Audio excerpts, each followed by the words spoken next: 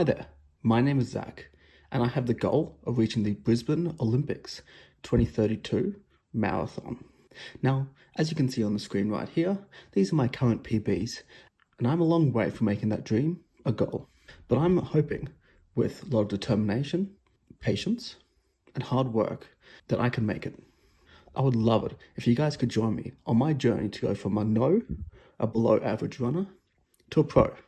With that said, let's get into today's video. Welcome to another lovely October morning. By the time you see this, it'll probably be November. I'm not sure when this video will come out, but I'm out here mid to late October. Not quite sure of the date, but it's lovely. First day with no thermals. Well, it was 10 degrees when I went out, and it's lovely. I'm not sure how much you can see, but it's still pretty early. So I left at about 5:30 this morning. Dawn's at 5:50. And sunrise is about 6:10.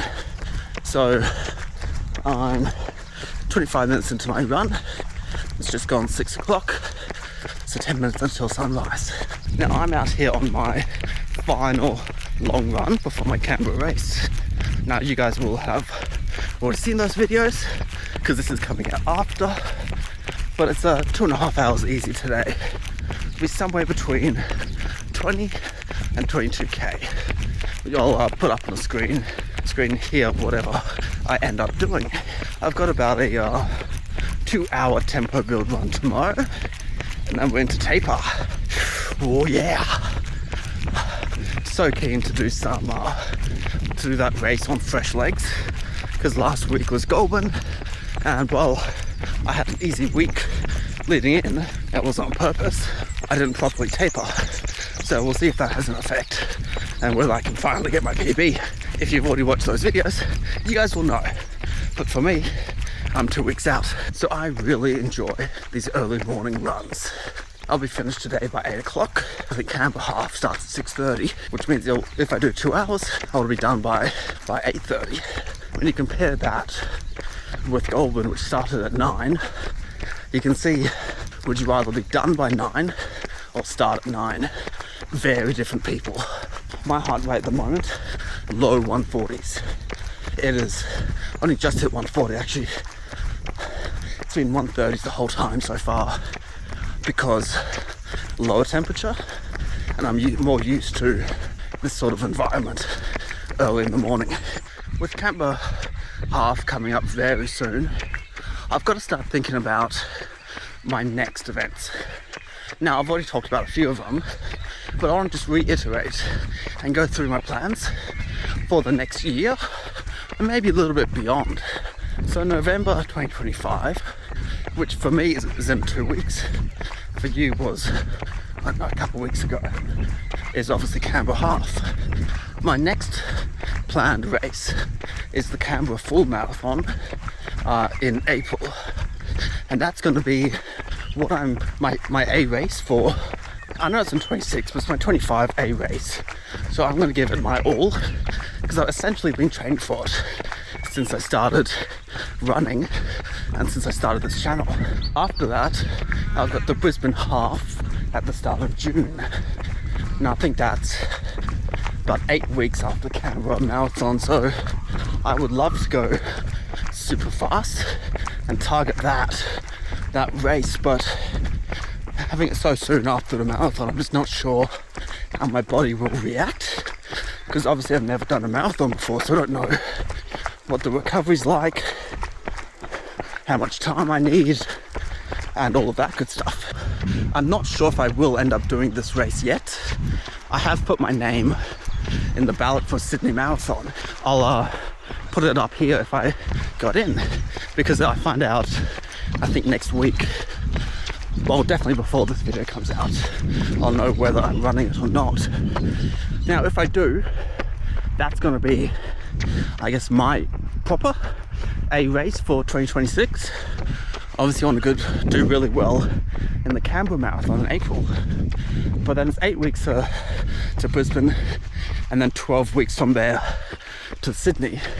So I can get a pretty much 20-week block of ultra specificity build and power through Sydney. But if I don't make it in, which I've already put it on the screen before, whether I did or not. I'm going to need to find something else to kind of target next year. As I've said a few times on this channel, I come from a triathlon background, and I had a look at where the world champs are for age groupers over the next couple of years, because there's no point just doing races if you're not want to race for your country.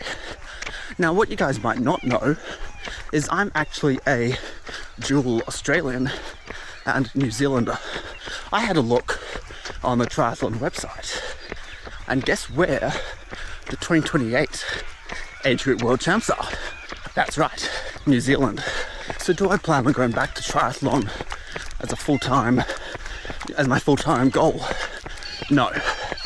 So the age group world champs is going to be November 2028, but because we have a different season to Europe and the Northern Hemisphere, I essentially have to qualify in the 2027 season.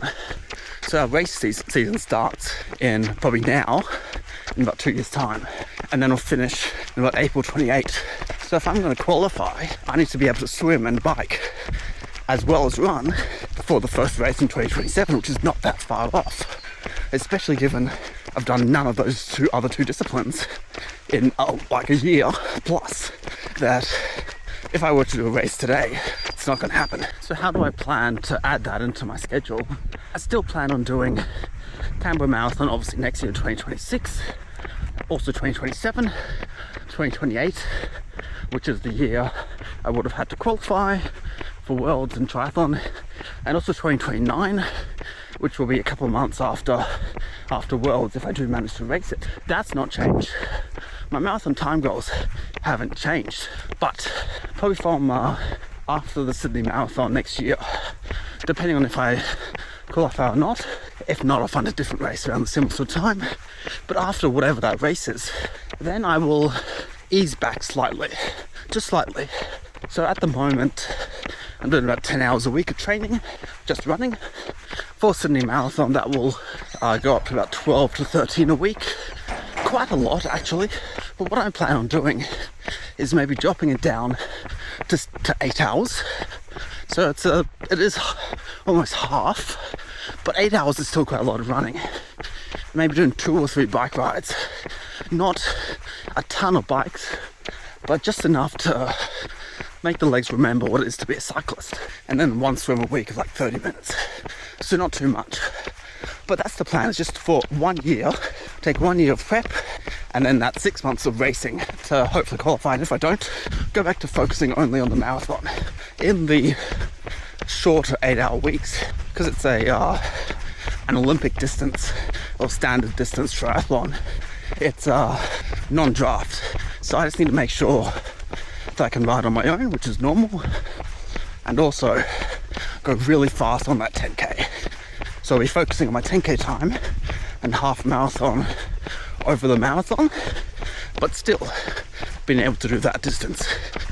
Having a bit more of a speed focus at the 10k might actually be helpful to my marathon pacing. At the moment, I'm very confident, comfortable, and consistent with my endurance running.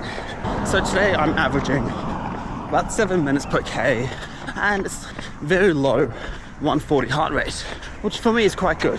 Low endurance, low and easy case. If I needed, I could probably go do a 5-hour marathon today. I'm only doing 2.5 hours, but I'll definitely hit the half distance.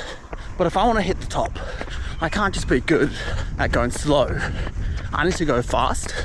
I need to improve my speed and power as well. Either way, nothing's going to happen for another year.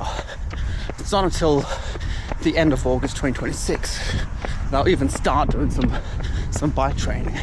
And it's not until 2027, the end of it, that I'm actually doing triathlon races.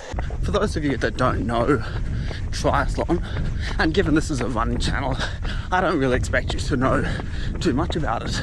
But what are the distances I'm talking about? Now, at the age group world champs, there's really 2 different distances that people target. Now, I'm going to be targeting the standard. There's also the sprint, which is basically half that distance. The swim is 1,500 meters. Then you get off after the swim, you go for a bike ride. And the standard distance bike ride is 40k. Now 40k, it's very common to go about an hour. One of the big differences though between sprint and standard is that sprint distance is usually draft legal, whereas the standard is non-draft, which means you can't sit on someone's wheel. When it comes to the run, standard distance run is 10k. I think overall I'd be aiming for a sub 2 hour race. That would be my target. When I was actually doing triathlon properly, I was doing the 70.3 distance, which I think you can see on my shirt here. That was the last one I did.